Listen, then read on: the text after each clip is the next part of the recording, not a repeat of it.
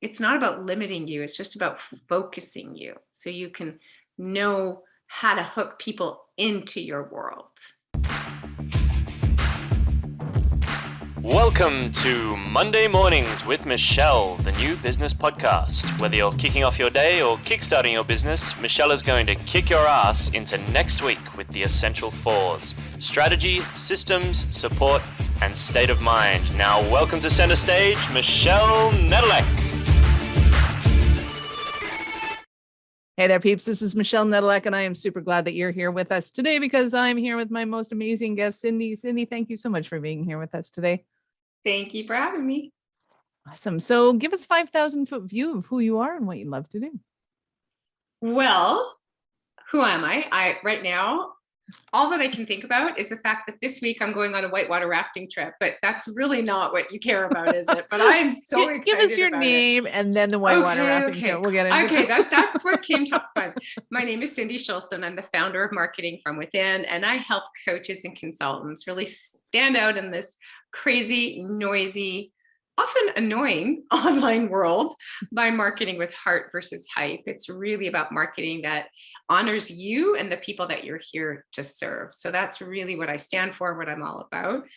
And whitewater rafting. Awesome. We will totally get into the whitewater rafting and a bit, but not yet. I'm kidding. So how did you get into all of your business side of things? Well, it's actually been, I started it in 2010, my coaching business. Yep. I had been working in corporate in strategic communications for Coke and Visa and global consulting firms. Like I did the whole corporate thing, but I did it with a bit of a twist because I lived in countries like Vietnam and Singapore and Holland. So I got to like have fun with it as opposed to a lot of corporate people who are kind of like, can't wait to escape. But then I had kids in my late 30s and left corporate for good. And decided, it was a big decision because, to be honest with you, Michelle, I was actually earning double what my husband was earning at the time. So we lived on very little for a while. And I just decided, I'm an older mom. I just want to really focus on my kids. And then I started my coaching business when my youngest was in preschool, and he is now 17. Nice. So it's been a while. Awesome. Thank you. Very exciting. So, and we'll get into Singapore and all of my interesting, fabulous questions about that in a little bit. But when it comes to the coaching side of things, who do you love to work with? Who's your ideal client? Oh my goodness. Well, the best part about being a coach who works with coaches is that, well, there's a few things. Number one is you get to learn so much. Like the clients I work with are true experts in their area.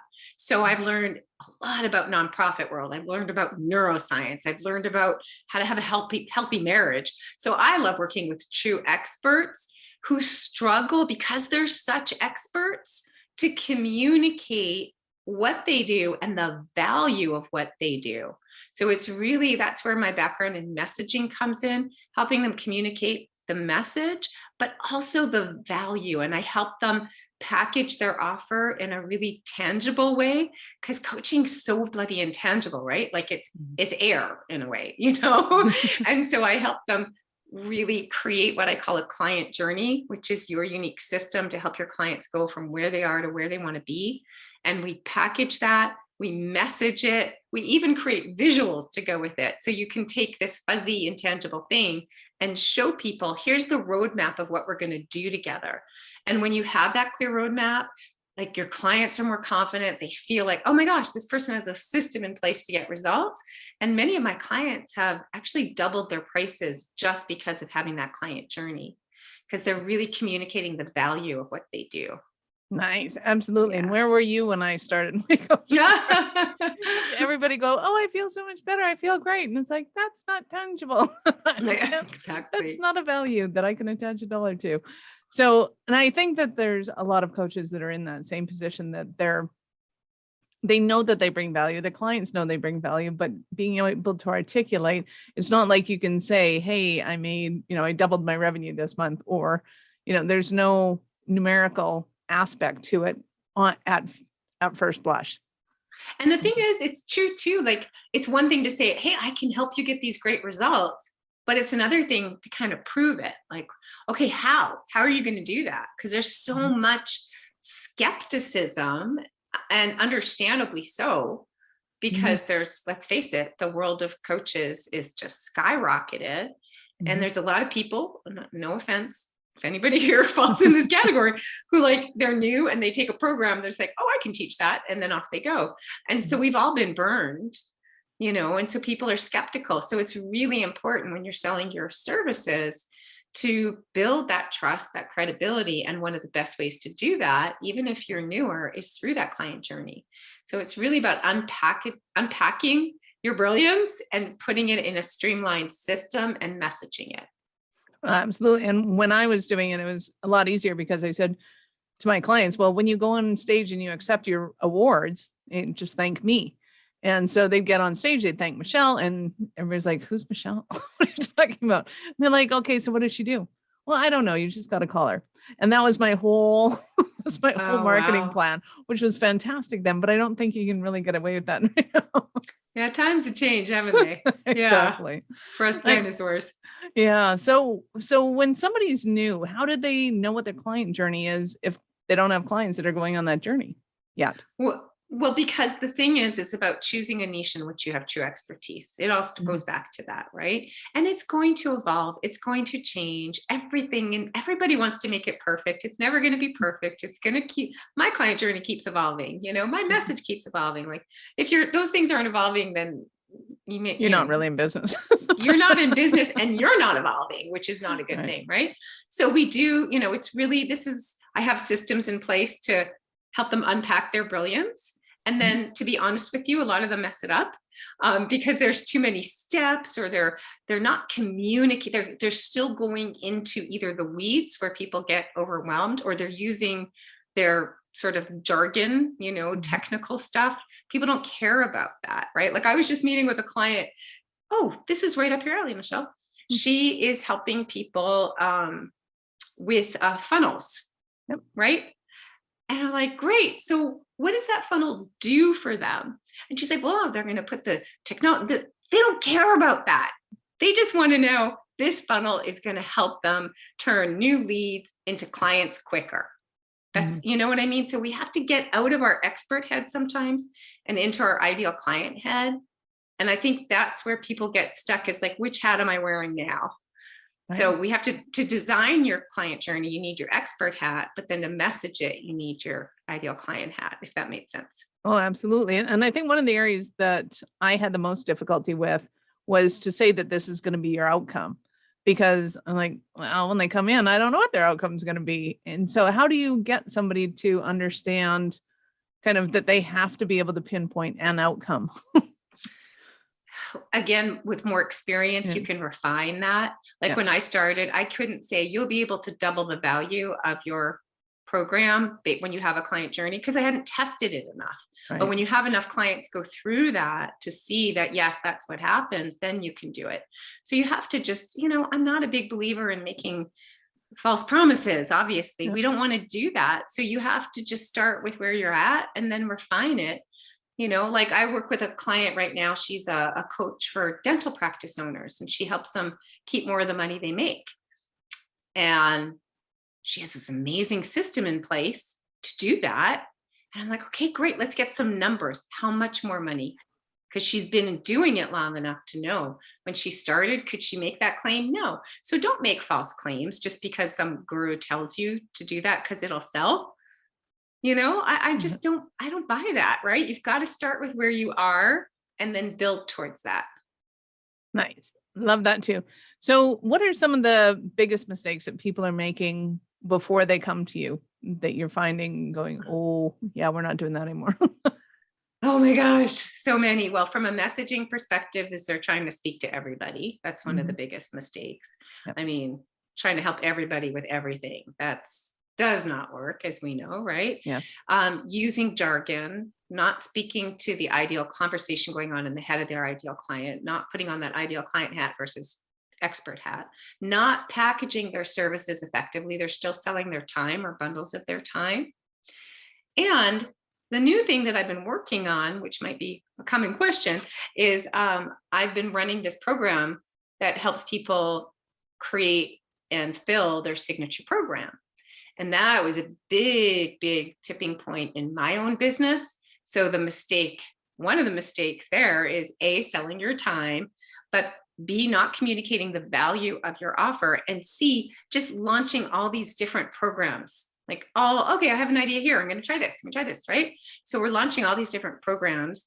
And what it actually does is confuses our market and dilutes our brand and doesn't allow us to refine and build on our success. So one of the most important things, one of the big mistakes is, rather than launching all these different things, is create one core signature program you become known for. And then you can offer it over and over and over again. And that actually, Michelle, allowed me to grow my business by 70% in 1 year, just by focusing on that one core signature program. Nice. Yes, absolutely. And I think that's one of the biggest things, that when people are new, they're trying to figure out what people want, going, hey, I have this expertise, but I don't really know if people want it or not. And because they're going, hey, I can be everything to anybody, and they're not niching it down into kind of a skill set or an outcome that their clients are going to get, it becomes really difficult to see their business as, hey, I'm going to have this one core program that I can offer. Right. And I think even myself, that was one of the biggest mistakes I made, was because I didn't just pick a niche and stick to it. I could have been, this is how you speak from stage. This is how you gain confidence. This is how I just pick one of them. It doesn't matter which one it is, as long as it's a skill or an outcome that, and that you like absolutely. To do. So like one niche, one message, one offer, one conversion mechanism, one marketing strategy, just focus. It's hard to do, but boy, does it pay off, because then we keep getting better instead of jumping all around. Yeah, absolutely. Yeah. So without giving us your secret sauce, when somebody's working with you, what does that look like? How do they kind of hone in on what's going on for them? Well, I do have two. So I have one signature program I ran for years, back to back. And that's where I help them create their niche, their message, and their client journey. And I actually, I ran it as a group for many years, and I've since changed that up for the moment, where I've turned it into a mini private coaching program, which I love. So now people can join at any time without having to wait for the group to start. And the other program that I've been running is like my new core signature program, which is Signature Program Success. So that's where I help them, design, create, and fill and create their signature program. So those are my main programs. Of course, I work with people privately as well. But that's the power of focus. Just having the two, just you got one thing, get it really going good, monetize really good, and then you can add something else after, as opposed to just throwing it all against the wall. Did that make sense? Yes, it does. Absolutely. Cool. Awesome. And I know I still have this affinity towards generalized programs. I mean, even my podcast is the business ownership podcast. I mean, it couldn't be a broader scope of it's just for entrepreneurs. It's awesome. So, and I get the whole bringing your skill set into it. So give me an example of that, because I'm just for fun and gig, for an example, if you were to work with me and you were to look at the podcast and go, oh, you really need to niche in on this, what kind of things would you be looking at besides my past experience? Because that was in public speaking, it was in personal development, it was in mindset, it was in, helping executive coaching in particular. We worked on marketing, we worked on teams, and we worked on leadership. I mean, there's just so many things that you could bring in there that I'm assuming it's going to be that way for a lot of people. Either they feel like they have nothing to count on, or they have too much to count on. Yeah. And I see that a lot, because I tend to work with really smart people like you, right? Who have like this great background. So you're right. We have to definitely look at expertise, right? And your past experiences, but we have to align them with two things. Number one, your passions. Because I have seen too many times where somebody says, this is what I should do because it makes sense, it looks good on paper, but their heart's not in it. They're not passionate about it. It's not sustainable. So that's really, really important. In fact, I will say to people after we come up to a decision on a niche, I said, I want you to sit with this And on our next call, you'll let me know, are you still as excited about it as you are in this moment? Don't go to your head, just listen into your heart, because it might sound great, but I want that passion there. Okay. Because it comes through, your energy comes through. And then we also have to align it with what people are looking for. Right. We have to do that. And then we have to also think, okay, great. So this is my hook, Michelle, right? Mm-hmm. That's your hook that you're going to get known for. It doesn't mean you're not going to help them with the other stuff too. Mm-hmm. So it's not about limiting you. It's just about focusing you so you can know how to hook people into your world. And my hook has evolved over the years, and that will evolve. Like when my first business was called Attract Your Niche, I helped with niche. Then I moved on to my hook was message. Now I'm moving on and my hook is the offer, because I keep working with more sophisticated people. You see what I'm saying? Yeah. So we just got to find the hook that feels right for you, knowing that you'll help them through your client journey with the other areas too. Nice. I love it. So give us an example of one of your Cinderella stories, one of your clients. Cinderella story. That's so funny. My mom used to call me Cinderella. Oh my goodness. You're asking me for a Cinderella story. Okay. I'll think of one of my clients, Michelle Bailey, who I just adore. She just messaged me yesterday to say hi. So she is a doctor, and she helps doctors who want to find a non-clinical career. Wow. Yeah. And just by honing in on that niche was huge, right? Because at first she was going to help doctors with like self-care and all this stuff, but we decided to hone in on that. And then what we did was we actually created our client journey, and we packaged it into our signature program. We filled it as a pilot, which is how I teach it. And now we're relaunching it as a group coaching program. And yeah, so though I just love when and she's so excited about it, and people are seeking her out for it now. Her name is Michelle Bailey. If you want to go check her out, she's amazing. Nice. I love that. So what are some of the stumbling blocks that somebody has when they go, oh my God, Cindy, I need you so badly? The biggest one that people have been coming to me for is the two things that I focus on: the message and the offer. So it could they just don't have a message. They don't have an offer. I don't know how to explain what I do. And the biggest one though, I can't communicate the value of my offer. Right. If you're trying to sell your services and it's not converting, it's typically because they don't see the value of your offer. And that's why having that client journey is so important. Right. Love that. So I know our listeners are going to want more from you. How do they start their journey with you? Oh, thank you. Well, they can certainly go to my website, marketingfromwithin.com. I actually have a page there called free. I have a whole bunch of free gifts. I have my brand message template. I have my signature program template. I don't even remember what else I have there, but there's all, because we've talked about, so whether you're struggling with message, get that. If you're struggling with your signature program, get that. So depending on which one you're struggling with, you can go in and get those free gifts. Love that. Awesome. So I have to ask you, at what point in life did you know that you were a special kind of crazy enough to think that you could become an entrepreneur? Oh my gosh. I actually come from 4 generations of entrepreneurs. Wow. Yeah. Let's see, did I do that math right? No, I screwed that up. My grandfather was an entrepreneur, my dad, my mom, my brother, and me. Nice. Everybody in my family was an entrepreneur. So what was the very first one you did? What was your first business? Oh my gosh. Oh, it was years ago. I started selling consignment sales of clothing with my boyfriend when I was 17 years old. Yeah. We had a friend who owned a dress shop, and we would take her clothes and we would go and sell them and make money. Oh, whatever. That was my very first thing. That's awesome. I love that. Yeah, we had fun. Awesome. And is there any kind of situations that you had along your entrepreneurial journey that you can now laugh at? Oh my gosh, every day. I mean, seriously, I just screwed up last week, right?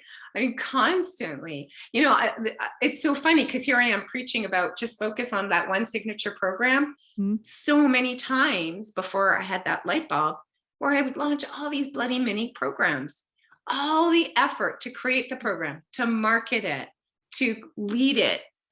And I look back at my numbers and it was like, it was a trickle of my income. And when I said, focus on that one signature program. And the way that I teach it, Michelle, just so you know, is we take the client journey, we design the client journey, and then we pull a section out of that to become the signature program.